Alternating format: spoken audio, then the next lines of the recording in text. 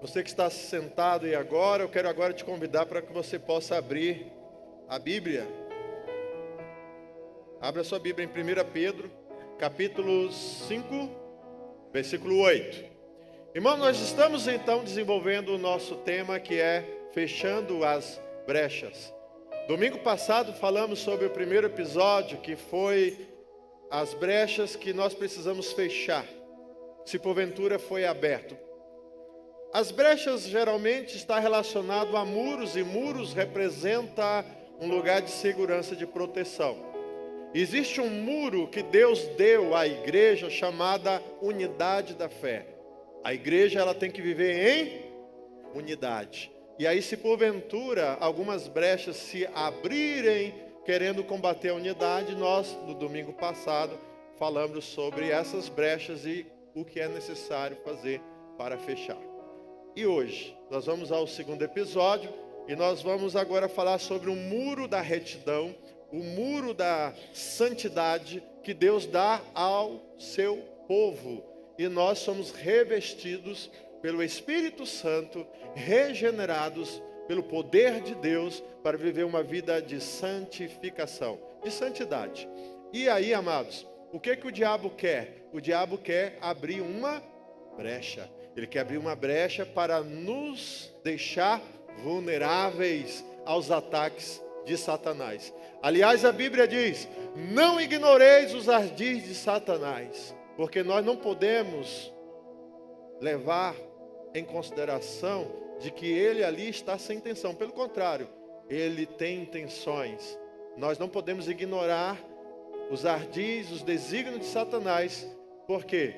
Para ele não alcançar vantagem sobre nós. Então vamos ao texto.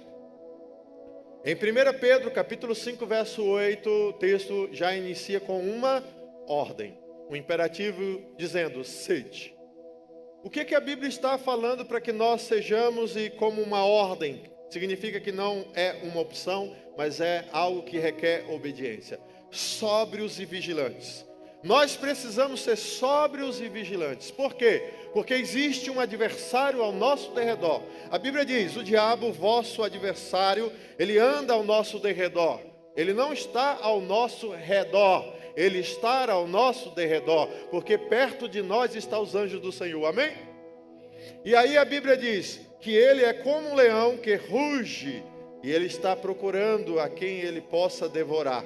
E aí no versículo 9, na parte A, tem uma frase que eu quero também compartilhar. O texto diz, resisti-lhes firmes na fé. Então diga assim comigo, resistimos firmes na fé. Glória a Deus. Então, amados, preste atenção. O diabo, ele é comparado a um leão, nesse texto. No sentido de que o leão é um predador. Vocês já assistiram aqueles documentários? Como é que um leão faz para abater a sua presa? Ele é astuto. Ele fica espreitando ao derredor, não ao redor. E aí quando ele encontrar a oportunidade, ele dá o bote. E geralmente a oportunidade é dada quando a presa está sem vigiar, sem atenção, está tranquila, está ali de boa. E aí o leão vai lá e dá o bote. Então o que nós aprendemos aqui? Que nós não podemos vacilar. Nós precisamos vigiar. Nós precisamos cuidar. Por quê? Porque o diabo, ele pode sim investir para abrir brechas em nossa vida. E em Efésios 4, 27, você não precisa abrir a Bíblia, só vou citar, está escrito, não deis lugar ao diabo. E aí eu pergunto para você, você imagina como é que você ou eu possamos dar lugar ao diabo? Já parou para pensar sobre isso? Porque existem várias maneiras de se abrir brechas. E esta série vai falar sobre maneiras distintas. Uma das coisas que nós falamos na semana passada é que a unidade da igreja é o que dá à igreja resiliência, avanço na obra, crescimento e tudo mais. Então, o que o diabo trabalha? Como ele trabalha? Divisões, facções, maledicência, fofoca, irmão contra irmão, e essa coisa toda. Então nós falamos, essa brecha tem que ser o quê? Fechada. E hoje, nós vamos falar sobre o quê? Sabe qual é a brecha de hoje? Que nós precisamos estar atento? É algo que o diabo trabalha em algo que está presente em todos nós. Você já viu falar de impulsos sexuais? Os impulsos sexuais são os impulsos mais difíceis de controlar. E o diabo sabe muito bem disso. E ele vai investir em cima dos nossos impulsos. E de uma forma mais resumida, eu vou dizer para você que esses impulsos, eles geralmente são descritos na Bíblia como imoralidade sexual. Então, dentro da imoralidade sexual, existem várias brechas que podem ser abertas na nossa vida. E por que essa mensagem é importante? Para que nós estejamos atentos e cuidadosos, e que se porventura estiver abrindo alguma fresta, alguma brechinha na nossa vida, no nome de Jesus, hoje nós vamos fechar essas brechas. Amém? Glória a Deus. Preste atenção em uma coisa, amado. Abra a sua Bíblia agora em 1 Coríntios capítulo 6. Eu quero te mostrar uma coisa muito importante à luz da Bíblia. 1 Coríntios capítulo 6, verso 15. Versículo 15. Vamos lá. A Bíblia diz: não sabeis que os vossos corpos são membros de Cristo? Então Paulo está dizendo à igreja, igreja, o corpo de cada um de vocês, o meu corpo, o teu corpo, nossos corpos, forma o corpo de Jesus. Que maravilha! E por que isso é importante? Porque nós precisamos ser trabalhados nas nossas emoções, no nosso entendimento, na nossa consciência, do perigo que se trata em relação ao meu e ao teu corpo. Continuando o texto. E eu, porventura, tomaria o meu corpo, os membros do corpo, e aí diz assim, eu, porventura, tomaria os membros de Cristo, que é o meu e o teu corpo, e os faria membros junto com a meretriz? Imagine a cena, até pesado falar isso. Imagine o corpo de Cristo se prostituindo com uma meretriz. E é o que Paulo está falando. Porventura eu tomaria o corpo de Jesus Cristo e faria um com uma meretriz? E qual é a resposta? Absolutamente não. Diga comigo, absolutamente não. Por que a gente pede para vocês repetir essas frases? Porque a palavra na boca do crente é decreto, é profético. Então eu fiz uma pergunta estranha e esquisita, e pecaminosa até, está na Bíblia. Mas nós precisamos nos posicionar como Paulo se posicionou no texto. O que ele diz? Absolutamente nós não vamos fazer isso. Então quando eu disse, fala comigo, absolutamente não, sabe o que significa? Você está dando um decreto de resiliência, de se posicionar no mundo espiritual. Só que o texto discorre dizendo, verso 16, ou não sabeis que o homem que se une, ou que tem relações com uma prostituta, forma um corpo com ela?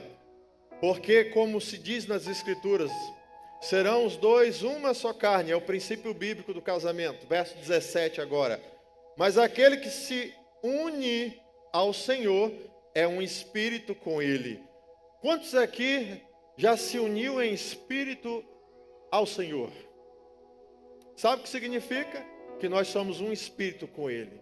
Então, tendo esse entendimento, como é que nós pegaríamos os nossos corpos e colocaríamos à disposição ou à mercê dos impulsos sexuais e pecaminosos? Olha o que diz o versículo 18. Fugir da impureza. Essa palavra impureza, nesse versículo e em vários outros, o grego dessa palavra é porneia. Lógico, você já sabe a origem dessa palavra, que é a palavra que fala de pornografia, prostituição. Toda e qualquer imoralidade sexual tem a origem nessa palavra grega de impureza. E aí, qualquer outro pecado, qualquer pecado que uma pessoa comete é fora do corpo, mas aquele que peca, aquele que pratica a imoralidade ou a porneia, esse está pecando contra o seu próprio corpo. E aí você já entendeu que o seu corpo, o meu corpo, em Cristo, não pertence mais a nós. Esse corpo é de Jesus. E a pergunta que foi feita lá atrás: eu estaria expondo o meu corpo, que é o corpo de Jesus, junto com a meretriz? A resposta é absolutamente não. Agora, amados, continuando o versículo para a gente fechar aqui essa parte. Verso 19. Acaso não sabeis vós que o vosso corpo, que o meu e o teu corpo é um santuário do Espírito Santo? Aleluia. É o santuário de Deus, amém? É o santuário de Deus. Imagine o próprio Deus, o Criador dos céus e da terra. No dia que você entregou sua vida a Jesus, soprou sobre você o seu Espírito, e que está dentro de você, e que fez uma obra de dentro para fora, de cura, de libertação, de transformação, de autoridade, de poder, para vencer todo e qualquer impulso sexual maligno e pecaminoso. Deus nos confere esse poder e essa autoridade, e nós precisamos tomar posse dessa bênção, amém? E porque está escrito que o Espírito Santo de Deus, ele habita, ele mora em nós, dentro de nós, no nosso corpo, que está em cada um de vós, o qual tendes da parte de Deus. Quem é que nos deu o Espírito Santo? Deus. E Ele deu esse Espírito Santo, esse tesouro celestial, e colocou em vasos de barro, que é eu e você. E o texto ainda diz: e que não sois de vós mesmo. Deus está dizendo para mim e para você, que eu e você em Cristo, estou falando para crente, nós não temos o direito de fazer o que nós bem quisermos com os nossos corpos. Sabe por quê? Porque não é meu nem é teu, é de Deus. E Deus está falando: foi comprado por bom preço, foi pago o preço. Versículo 20: porque fostes comprado por preço, e o preço é o sangue de Jesus Cristo. Agora, pois, amado, glorificai a Deus no vosso corpo, amém? Quantos aqui estão dispostos a glorificar a Deus com seu corpo? Deixa eu te falar uma coisa muito importante quando o texto fala que foi pago um preço. É interessante que o diabo sempre quer imitar a Deus. E para nós sermos salvos, foi feito um sacrifício. O próprio Deus Filho encarnou num corpo santo, sem pecado, viveu entre nós, sofreu as nossas dores, sem pecado, e Ele então foi o sacrifício vivo na cruz, e Ele derramou sangue precioso, e este sangue é o poder máximo e absoluto para curar, libertar e salvar a mim e a cada um de vós. O diabo, ele imita a Deus, ou quer imitar, e ele faz trabalhos em vários tipos de práticas rituais macabras, como sacrifícios de animais e até mesmo sacrifícios humanos, para fazer magia, trabalhos espirituais do mal, para prejudicar as pessoas, ou para que as pessoas possam alcançar algum objetivo. E as pessoas têm medo dessas coisas. E por que eu estou falando isso para você? Sabe por quê? Porque o maior sacrifício e absoluto sacrifício que já foi feito no mundo foi o de Deus. E não foi para prejudicar, nem para fazer maldade, mas foi para nos libertar, para nos salvar. E o que eu quero te dizer é que o sangue de Cristo tem poder para nos libertar de toda e qualquer maldição, de todo e qualquer pecado, inclusive de pecados de imoralidade. Agora, amado, por que eu vou te falar isso? Porque é muito importante a gente entender que quando a gente aceita Jesus, ainda permanece em nós uma natureza pecaminosa, uma natureza que inclina em fazer o que nós não queremos fazer. A Bíblia diz lá em Gálatas 5,16: andai em espírito, e jamais vocês irão satisfazer os desejos da carne. O apóstolo Paulo, escrevendo em Romanos capítulo 7, ele fez um testemunho dizendo que algumas vezes ele não conseguia fazer o que ele queria, mas aquilo que ele não queria, isso ele fazia. Mas ele terminou dizendo: mas dou graças a Deus por Jesus Cristo, por Ele ter me comprado naquela cruz. E aí ele fala no capítulo 8, versículo 1: portanto agora, nenhuma condenação há para aqueles que estão em Cristo Jesus, aqueles que foram lavados e regenerados pelo sangue do Cordeiro. Amém, irmãos? Então, amado, eu quero que você abra a sua cabeça, que você entenda que nós precisamos fechar brechas. A Bíblia diz: não deis lugar ao diabo, vigiai, porque se nós descuidarmos, o inimigo alcança sim vantagem, por causa da nossa natureza pecaminosa. Eu vou fazer perguntas que você vai entender o que eu vou falar. Quantos de vocês aqui, não precisa responder, responda para si mesmo, é uma coisa íntima. Quantos aqui de vocês, mesmo após entregar a vida a Jesus e viver uma vida que agrada a Deus, já não cometeu algum tipo de pecado? Todos nós. Eu me atrevo a dizer que todos, sem exceção. Sabe por quê? Porque somos pecadores. Mas eu quero que você entenda que isso não me dá o direito de ser dominado pelo pecado. Não me dá o direito de ser totalmente guiado pelo pecado. E todas as vezes que nós passamos por isso, tudo começa com um processo. E tudo começa com a primeira coisa que eu quero te falar aqui, o nosso primeiro ponto. Olha que até agora eu só fiz a introdução. Mas olha só, a Sheila já falou, glória, misericórdia, né? Aleluia! Glória a Deus. Então vamos lá. Sabe como é que o diabo trabalha com questões de brechas em relação a impulsos sexuais? Tudo começa primeiro na mente. E Deus já sabe disso. Abra sua Bíblia em Êxodo capítulo 20, versículo 17. E quando Deus então libera uma palavra ali através de Moisés para orientar o povo em relação aos mandamentos, os 10 mandamentos, dentre eles tem um que chama muita atenção, que é o único mandamento que não dá para saber quem cometeu o pecado e quem cometeu e quem não cometeu.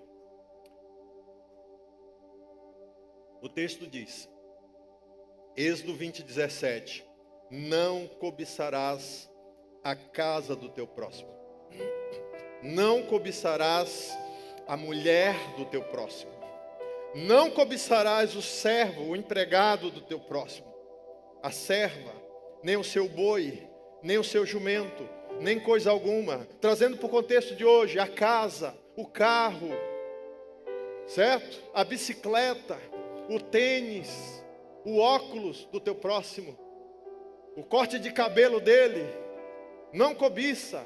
Eu estou brincando um pouquinho nessa parte do corte de cabelo, né? Porque isso aí é uma coisa meio assim, né? Cada um tem um gosto, faz do jeito que quer, não é verdade? Mas enfim, o que o texto está dizendo?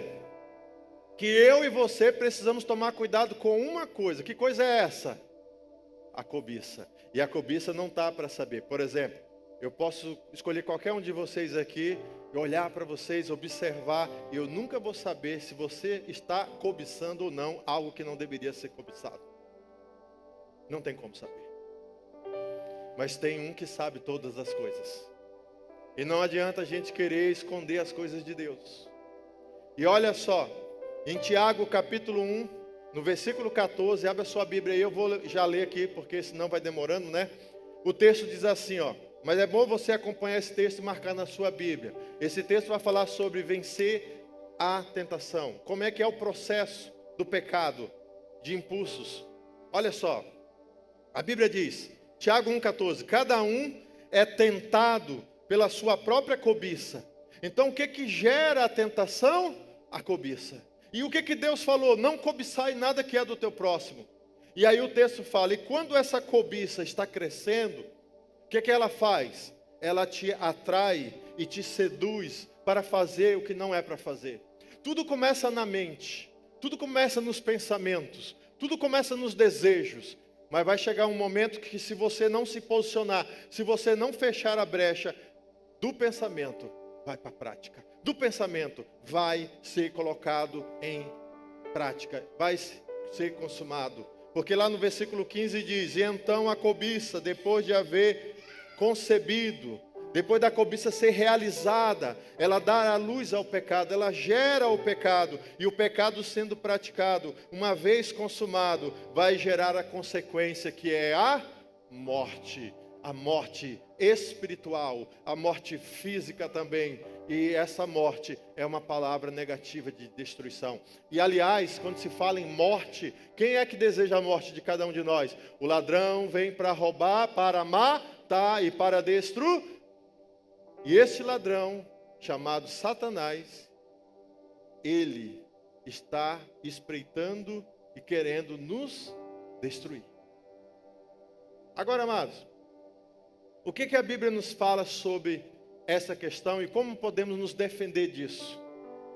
Abra sua Bíblia em 1 Coríntios capítulo 10, verso 13. 1 Coríntios 10, 13, Deus fala algo muito importante. Ele fala para mim e para você o seguinte: irmãos, não vos sobreveio uma tentação que não fosse humana. O que significa? Deus não permite nenhuma provação ou tentação vir sobre mim e sobre você que o homem, o gênero humano, não possa suportar. Deus está dizendo que nada daquilo que acontece conosco em relação à tentação, ainda que a nossa cobiça esteja nos conduzindo a fazer algo que não é para ser feito, o Senhor está dizendo: olha, eu não vou permitir você passar por nenhuma tentação que você não possa sair fora, que você não possa vazar. Porque está escrito: mas Deus é fiel e não permitirá que você seja tentado além das vossas forças, além da sua capacidade, além das suas condições de resistir. Pelo contrário, justamente, olha o que diz a palavra: juntamente com a tentação, o Senhor proverá o quê? O livramento. O livramento para que você possa sair fora, de sorte que possais o quê? Suportar. Então o que Deus fala sobre cobiça? A cobiça pode até nascer, pode até vir, mas ela não precisa dar frutos. Eu e você temos condições de dizer não. De dizer não. Agora, amado, é assustador a quantidade de pesquisas no meio cristão, de pessoas que estão sendo dominadas por impulsos sexuais. E quais são eles? Vamos lá. A primeira coisa que eu quero colocar para vocês é a pornografia. A pornografia tem crescido de forma assustadora. Estamos vivendo uma época em que a tecnologia favorece isso.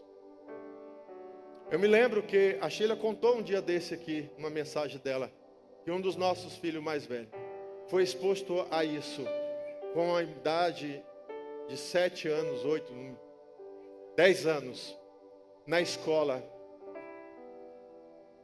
Nunca viu essas coisas, a gente nunca permitiu essas coisas, na escola teve acesso. E naquela época, que há alguns anos atrás, mais ou menos, sei lá, mais de 10 anos atrás, 14 anos atrás, sabe, naquela época a tecnologia não estava como está hoje. Agora o que eu quero falar para vocês, pais, você tem controlado o celular dos seus filhos? Crianças, adolescentes? Você sabe o que ele tem acessado? Que aplicativo, com quem ele conversa, o que ele está vendo? Nós estamos vivendo um momento onde estamos sendo bombardeados de várias tentações malignas e relacionadas a áreas e impulsos que o homem tem dificuldade de controlar. E Deus sabe muito bem disso. E quem sabe disso também é o diabo. E ele, sabendo disso, ele vai exatamente no ponto onde cada um de nós somos vulneráveis. Olha o que diz Jesus sobre essa questão. Aí você fala: tem isso na Bíblia? Não explicitamente, mas tem, vou te mostrar. Sermão do Monte, Mateus capítulo 5, versículo 27. Abre a sua Bíblia aí para você ver. Mateus 5, 27, Jesus profere o seguinte: vocês ouviram que foi dito na lei: não adulterarás. Eu, porém, vos digo, qualquer que... O que Jesus está falando? Qualquer que olhar. Olhar para onde? Para uma mulher com intenção impura. A palavra impura, lembra que eu falei a origem? Porneia. Qualquer um que olhar para uma mulher com origem de porneia, com intenção impura, no seu coração. Coração é aonde? Na mente. E aí diz o texto: já adulterou com essa pessoa. O que eu quero dizer para você? Onde tem pornografia aqui? A pornografia basicamente tem a ver com olhar, contemplar para estimular sexualmente. Olhar o quê? Cenas explícitas de sexo. das mais formas possíveis e maiores aberrações possíveis. E tudo isso o diabo tem usado, porque ele sabe que isso é uma estratégia de alcançar muitas pessoas. Muitos cristãos estão sendo dominados pela pornografia. E é hora de fechar brechas, porque isso atrapalha a sua comunhão com Deus, a sua vida familiar, a sua vida íntima. Se é jovem e adolescente, atrapalha seu desenvolvimento, atrapalha sua pureza, atrapalha seus projetos. É maldade, é malignidade e abre legalidade para o diabo destruir a sua vida. É por isso que o Senhor falou sobre isso. Por quê? Porque tinha um monte de religiosos hipócritas que não praticavam literalmente o adultério, mas o coração estava podre, olhando e desejando aqueles ou aquelas que não lhes pertenciam. E o Senhor está falando conosco que nós precisamos purificar os nossos corações. Nós precisamos ter vida de pureza, pureza de coração. Versículo 29 do mesmo texto em Mateus 5 diz: se o teu olho direito te faz tropeçar, Jesus dá a cura aqui, o tratamento, a terapia. Se o teu olho direito te faz tropeçar, arranca-o e lança-o de ti, pois te convém que se perca um dos teus membros e não seja todo o teu corpo lançado no inferno. Eu quero te fazer uma pergunta: você prefere entrar no céu sem um olho, sem um braço, sem uma orelha, sem uma perna, ou prefere ir para o inferno inteiro? Qual é a sua opção? Aonde você marca o X? Letra A, entrar no céu inteiro. Letra B, entrar no céu sem um olho, sem um dedo, sem uma perna. Letra C, entrar no inferno inteiro. Qual é a opção? A é a melhor, mas a A é quando você tem uma vida de santidade, quando você tem uma vida de cura e libertação, você está livre disso. E aqueles que ainda não estão? Tem que marcar a letra B. E o que significa? Significa que você tem que fugir daquilo que é maior do que você. E tudo começa onde que eu falei, aonde? Na mente. Então, amado, eu não vou me aprofundar porque tem outros assuntos para falar. Eu vou só fazer panorama. Mas eu quero só mostrar para vocês que o diabo tem trabalhado para abrir brechas nessas áreas da vida do povo. No mundo lá é normal. O mundo jaz no maligno, mas dentro da igreja não é. Lembra que o texto que eu comecei, 1 Coríntios 6? A igreja, o corpo de Cristo. Imagine o corpo de Cristo olhando cenas de pornografia no celular, no computador, no tablet. Já pensou sobre isso? E eu sei que depois vem a culpa, a depressão, a ansiedade, problemas e problemas. Então, amados, isso é uma brecha. Vamos uma outra? Na sequência eu quero te falar agora sobre um outro tema. Outra brecha. Sabe qual que é? Adultério. Adultério é uma brecha. Abra sua Bíblia em Hebreus capítulo 13, versículo 4. Hebreus 13, 4. Está escrito: digno de honra seja entre todos os homens o matrimônio. Digno de honra, venerado, admirado, seja entre todos os homens o casamento, o matrimônio. Bem como o leito sem mácula. E é interessante que Deus faz questão de colocar essa frase: leito sem mácula. O que significa? Leito é cama, mácula é mancha. Deus está querendo falar de uma forma sem ser vulgar, dizendo o seguinte, que quando um casal se deita em sua cama, na bênção do casamento, não há mancha, não há pecado, não há mácula, bem como leito sem mácula, porque está na bênção do casamento. Então a intimidade sexual, os impulsos sexuais só podem ser realizados, satisfeitos dentro do matrimônio, dentro do casamento. E qualquer pessoa que fizer contrário a isso, está em pecado. E eu provo para você, na sequência do texto está escrito: porque Deus julgará os impuros. Lembra que eu falei da palavra porneia? Os impuros, traduzido para algumas versões, os que praticam fornicação ou prostituição, e também os adúlteros. O que é uma coisa e outra? Fornicação é relação sexual fora do casamento entre solteiros. Adultério, relação sexual entre um casado e um solteiro. Uma pessoa que é casada com alguém e está tendo relação com outro alguém que não é o seu cônjuge. Com um solteiro ou com outro casado que seja. Isso é adultério. E o que o texto está dizendo? Que esse tipo de ajuntamento tem mácula, tem mancha, tem pecado. E se tem pecado, abre brecha. Se abre brecha, abre ilegalidade. E as maldições vão vir sobre a vida de quem vive dessa forma. Você quer ter paz? Você quer ter vida plena? Então você precisa fechar brechas. Lá em Êxodo, capítulo 20, versículo 14, está escrito: não adulterarás. É a lei de Deus. E essa lei é para sempre, até que a morte os separe. Nós precisamos valorizar o casamento, amado. Alguém perguntou assim, tem essas dúvidas, já que essas dúvidas sempre surgem, eu vou abrir um parênteses e responder já aqui para todos. União estável é casamento? A resposta é não. Sabe por quê? Eu provo para vocês de uma forma muito simples. Você que está com união estável, você vai fazer um cadastro no banco, por exemplo. Aí eles vão fazer um questionário. Estado civil, é casado? Não, é união estável. Não é casado. Vocês estão entendendo? Então, amado, nós não podemos violar princípios e valores de Deus. Isso é muito importante. Vamos a uma outra brecha. A brecha da palavra, que eu já falei, mas agora eu quero me aprofundar. A fornicação.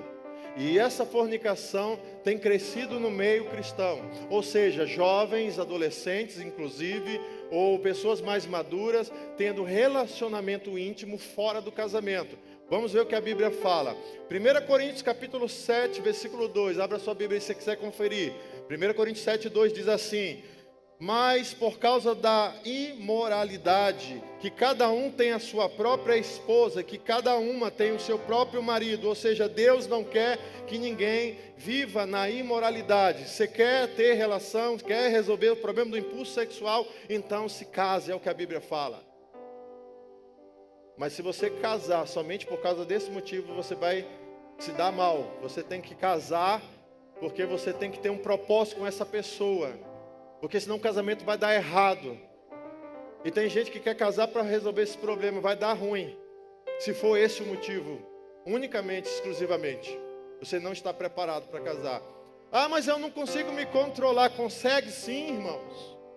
Porque a Bíblia diz que quando nós somos cheios do Espírito Santo, nós temos algo que o Espírito Santo gera em nós, que a Bíblia chama de domínio próprio. É fruto do Espírito Santo. Gálatas 5,19 fala sobre também essa questão da fornicação. Diz assim: ora, as obras da carne são manifestas ou conhecidas, quais são? Primeiro, fornicação. Segundo, impureza, que é a palavra porneia. E terceiro, a lascívia. Então, amado, muitas vezes a pessoa acha que o pecado somente é a questão do ato físico, mas também o pecado está relacionado a intenções do coração ou comportamentos. O que é lascívia? Já que a palavra está aqui, vamos falar um pouco sobre lascívia? É sensualidade, o prazer da sedução. Irmãos, pelo amor de Deus, somos crentes ou não somos? O Senhor comprou você e você agora é templo do Espírito Santo e você vive uma vida para agradar a Deus, porque você não pode agradar a si próprio, é o que diz a palavra que nós lemos. Você concorda com isso, sim ou não? Então se você concorda, diga assim com convicção. Concorda com isso, sim ou não? Melhorou. Agora eu vou fazer uma pergunta, eu não estou julgando ninguém, mas a gente sabe que essas coisas estão acontecendo. Por que então que mulheres cristãs, casadas e solteiras, estão usando roupas inadequadas, fio dental, fazendo selfie, mostrando o seu corpo na rede social? Por que isso está acontecendo? Isso é lascívia. O nome disso é lascívia. O teu corpo é para o teu cônjuge, não é para mais ninguém. O teu corpo, humanamente falando, é do teu cônjuge. E também, sobretudo, do Criador dos céus, Deus. Porque Ele comprou por bom preço. E o texto que nós lemos lá em 1 Coríntios 6, versículo 20, diz: portanto, glorificai, pois, a Deus com o seu corpo. Então, amados, como é que se glorifica a Deus com o corpo? Sendo santo, não expondo Ele de forma pecaminosa. Agora eu vou falar de um ponto meio polêmico, que é uma brecha e que nós precisamos abordar, porque está na Bíblia. Eu vou falar agora, à luz da Bíblia, da homossexualidade. É uma brecha. A homossexualidade não é uma coisa inerente do ser humano. É um comportamento que foi desenvolvido. E isso é pecaminoso. Olha, vamos lá, a Bíblia. Lá em Levítico, capítulo 18, versículo 22. Abra sua Bíblia aí. Levítico, capítulo 18, versículo 22. O que está escrito? Está escrito: não te deitarás com um homem, como se esse fosse uma mulher. É abominação. É abominável aos olhos de Deus. Deus não fez isso. Outro texto para corroborar. Romanos capítulo 1, versículo 26. Romanos capítulo 1, 26 diz: por causa disso, Deus os entregou a paixões infames, porque até as mulheres mudaram o modo natural das suas relações íntimas. Por outro, contrário à natureza, e de forma semelhante os homens também assim o fizeram, deixando o contato natural das mulheres e se inflamaram mutualmente, ou seja, um com o outro, na sua sensualidade, cometendo torpeza, homens com homens, e recebendo em si mesmo a merecida punição do seu erro. Ou seja, está muito claro que não é a vontade de Deus. E para corroborar e fechar o assunto, 1 Coríntios 6, versículo 9. Abra sua Bíblia e você comparar, e você avaliar o que é que Deus fala sobre o assunto.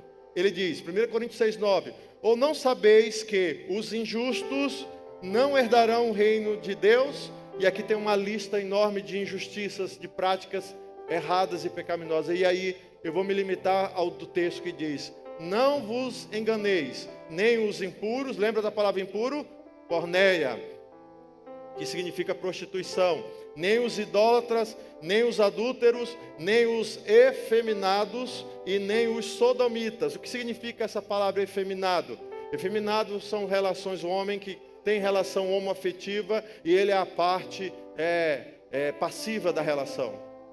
E quem é o sodomita? O sodomita é o cara que tem relação homoafetiva e é a parte ativa, o homem da relação com outro homem.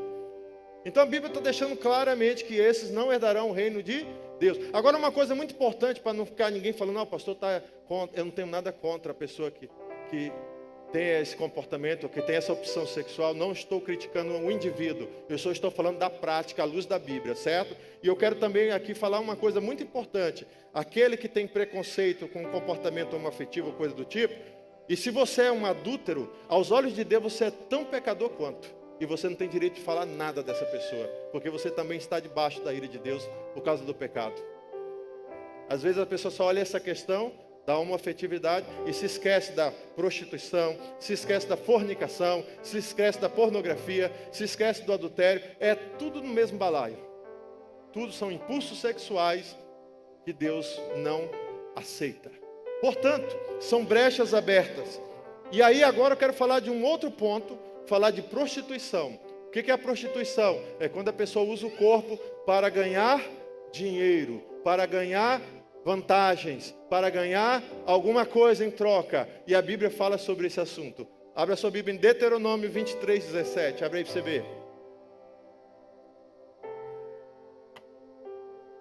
Em Deuteronômio capítulo 23, versículo 17 e 18, Deus fala: nenhuma filha de Israel, e aqui nós podemos dizer filhos de Deus, se prostituirá, nem haverá nenhum filho de Israel que se prostitua. Então não é somente as mulheres, mas os homens também.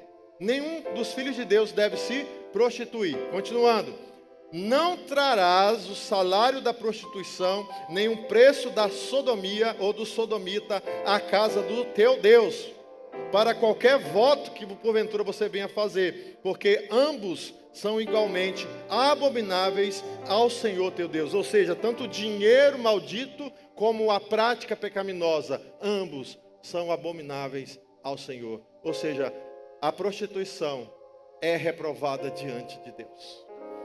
E tem países que regulamentam como profissão, e o Brasil está querendo fazer o mesmo. Agora, por quê? Porque a Bíblia diz que o mundo jaz no maligno. Mas nós não somos do mundo. Nós somos forasteiros. Nós estamos aqui passando uma temporada, porque em breve Ele vai buscar a igreja. Agora quem é que vai subir? Os que são santos e irrepreensíveis, os que realmente fazem a vontade de Deus. Agora, você sabia que a Bíblia também fala de um impulso sexual que inclusive Freud chama isso de perversão, aqueles que gostam de psicanálise, chamado zoofilia. Sabia que a Bíblia fala disso também? Quer ver? Zoofilia também é uma brecha terrível. Êxodo capítulo 22, versículo 19. Êxodo capítulo 22, versículo 19. O que que diz? Quem se deitar com um animal será morto. Quem tiver coito com animal será morto. Deus está dizendo, eu não tolero alguém ter relação íntima com animais. Levítico 18, 23, outro texto. Levítico 18, 23. Nem te deitarás com animal para te contaminares com ele, nem a mulher se porá perante um animal para se ajuntar-se com ele. Isso é uma confusão. Ou seja, Deus está falando bem claro que o homem, tanto o homem como a mulher, o gênero masculino, gênero feminino ou a raça humana, não foi criado por Deus para ter relação sexual com animais. Isso é bestialidade, isso é zoofilia, isso é um pecado terrível aos olhos de Deus. E aí, amado, isso tudo traz tragédias na vida da pessoa. Eu quero falar agora de mais uma questão aqui, mais uma brecha dentro da imoralidade sexual. Sabe qual que é? Incesto. O incesto é terrível. Vamos falar sobre isso à luz da Bíblia? Levítico capítulo 18, verso 6. Abre a sua Bíblia se você quiser conferir. Levítico 18, 6 diz: nenhum de vós se chegará a qualquer parenta da sua carne, para descobrir a sua nudez. Eu sou o Senhor. Ou seja, Deus está dizendo, não faça isso. Vocês se lembram que na Bíblia tem relatos de incesto? Por exemplo, lá em 2 Samuel capítulo 13, está no capítulo 13, eu só vou citar a história rapidamente. Existia um rapaz chamado Amon, filho de Davi, e ele era meio-irmão de Tamar, que era filho de Davi, mas com outra esposa. Naquela época podia ter mais de uma esposa. E então eles eram meio-irmãos. E Tamar era uma moça muito bonita. E Amon se apaixonou por ela. E ele enganou ela, e ele até forçou a relação com ela e defraudou ela.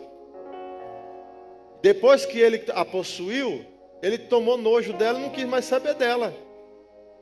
O irmão dela, de 100% de sangue dela, pai e mãe, chamado Absalão, ficou tiririca, ficou bravo. O que ele fez? Foi lá e matou o irmão dele. Então o que a gente percebeu? Uma tragédia na família, uma destruição na família, porque o diabo entrou na vida dessa família. E é uma coisa até que se refletir, que essa maldição na vida de sexualidade ou de impulso sexual começou também com o pai, com Davi, quando ele ali praticou aquele pecado do adultério com Batseba. Amado, preste atenção. Nós precisamos fechar todas as brechas possíveis, porque nós não podemos dar lugar ao diabo. Tem um outro texto também, lá em 1 Coríntios capítulo 5, verso 1. Abra a sua Bíblia para você conferir que na igreja de Coríntios teve um caso de incesto. O que diz o texto? Geralmente se ouve que há entre vós uma imoralidade, e essa imoralidade é de tal forma que nem entre os gentios se nomeia. Isto é, haver quem se atreva a possuir a mulher do seu próprio pai. Ou seja, um jovem teve relação com a madrasta, a esposa do próprio pai. E sabe de uma coisa? Que a igreja de Corinto sabia e ninguém tomou providência. O apóstolo Paulo, quando soube disso, escreveu essa carta e corrigiu. E ele falou, olha, que esse tal seja lançado para fora. Olha o que diz o versículo 5 do mesmo texto. Olha para você ver, 1 Coríntios 5, 5. Entregue a Satanás para a destruição do corpo, da carne, para pelo menos ver, a fim de que seu espírito seja salvo no dia do Senhor. O que nós chegamos aqui, irmãos, de entendimento? que o pecado do incesto levou aquele jovem a ficar vulnerável aos domínios de Satanás. Ele deu lugar ao diabo. Ele abriu uma brecha. E agora ele ficou vulnerável. Sabe o que significa? Que não apenas o incesto, como todos os outros pecados de imoralidade que foram citados aqui, eles podem trazer prejuízos enormes para qualquer um de nós. O que nós precisamos é fechar brechas. É um assunto polêmico, delicado, mas que tem que ser tratado à luz da Bíblia. E eu quero te fazer uma pergunta, amado.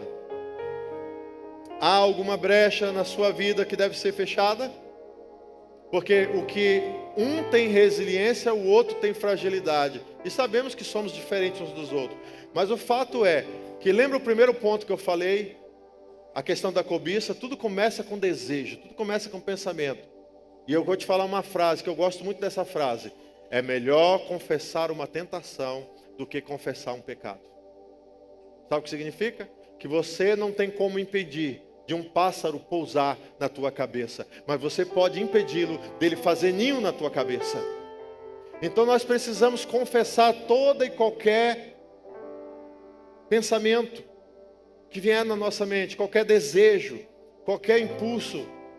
E aliás, eu quero te falar uma coisa muito importante, que talvez tenha gente que passa por isso e não se dá conta. Nem todo pensamento pecaminoso relacionados a esse tipo de assunto, como outros, em especial este assunto mesmo, necessariamente vem de você. Você sabia disso? O diabo, ele tem condições de lançar sobre a tua mente pensamentos mais bizarros possíveis. E a Bíblia diz lá em Efésios 6,16, que devemos tomar sobretudo o escudo da fé para apagar todos os dardos inflamados do maligno. Um dardo inflamado é uma flecha com fogo na ponta que na antiguidade lançava sobre o inimigo para lá a flecha queimar e destruir. Satanás, ele lança dardo inflamado na nossa mente e muitas vezes pensamentos que nos faz ficar constrangido, pensamentos bizarros.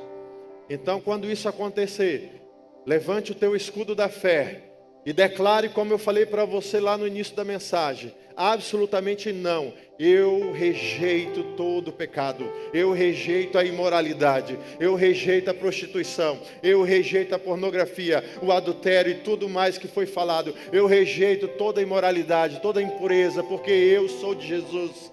Jesus me comprou na cruz, o preço foi pago, eu estou livre, ninguém pode me condenar, porque eu já estou livre em Jesus. Eu não vou dar lugar ao diabo, o diabo não vai vencer essa guerra, ele não vai vencer essa batalha, porque o meu Senhor é vitorioso na batalha. Ele é o nosso Deus, Ele é o Senhor dos exércitos, Ele é o Todo-Poderoso, Ele é aquele que reina, que governa, Ele tem o poder e a autoridade, e nós, como seus súditos e servos, estamos ali inclinados a obedecê-lo e ouvir a sua voz e seguir os seus comandos.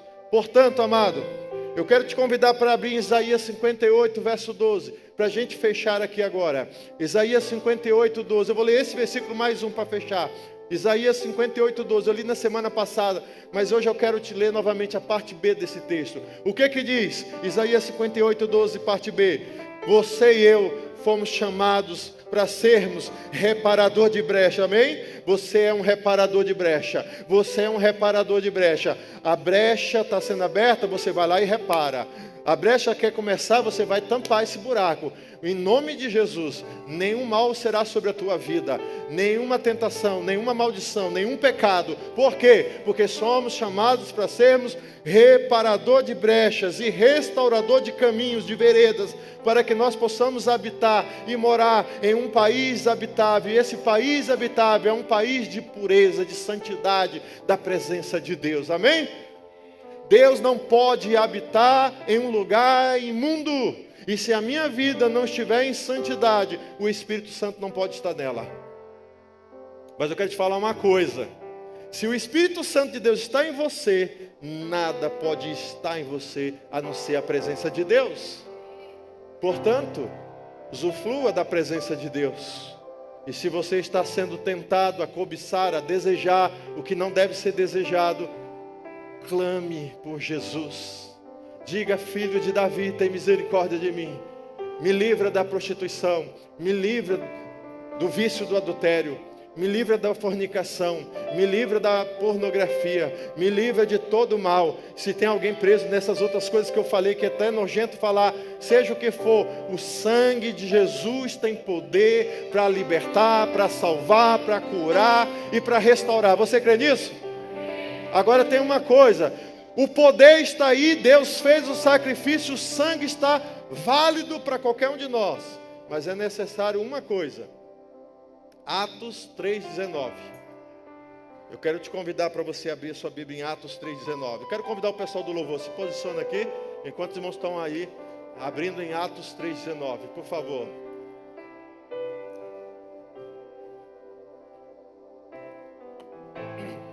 O texto diz, Atos 3,19, arrependei-vos, pois, e convertei-vos. Tem que arrepender. O que é arrependimento? É quando você sente tristeza pelo seu pecado e você se convence de que o seu pecado não é bom. Aí você se convence de que você precisa abandonar. Mas é necessário se converter, ou seja, dar uma direção para a sua vida que seja na vontade de Deus. E se você se arrepender e se converter, está escrito, será cancelado os seus pecados. Você quer que o seu pecado seja cancelado? É necessário que haja fé e arrependimento. É necessário confessar. É necessário se abrir com Deus. A Bíblia diz que aquele que encobre os seus pecados nunca prosperará. Mas aquele que confessa e abandona alcança a misericórdia. Se confessar os vossos pecados, Deus é justo, Deus é fiel para vos perdoar e vos purificar. Ah, mas eu sou impuro, eu sou nojento, eu estou num pecado que não tem jeito, eu já tentei, eu já fiz várias coisas. Você não fez o jeito certo, você não procurou a pessoa certa é Jesus. O nome dele é poderoso. E se você realmente falar, Jesus, eu me rendo para ti, por completo, Senhor, tem misericórdia de mim, eu rejeito esse pecado, sabe o que vai acontecer? O milagre de Deus vai libertar, vai quebrar as correntes, e você vai ser um vitorioso em Jesus. Porque lá em Atos 3,19 fala que se você se arrepender, se você se converter, será cancelado o seu pecado. E olha o que diz o versículo 20. A fim de que, por que eu tenho que ter o meu pecado cancelado? A fim de que, da presença do Senhor, ou presença de Deus, a fim de que, da presença do Senhor, venha tempos de refrigério, aleluia.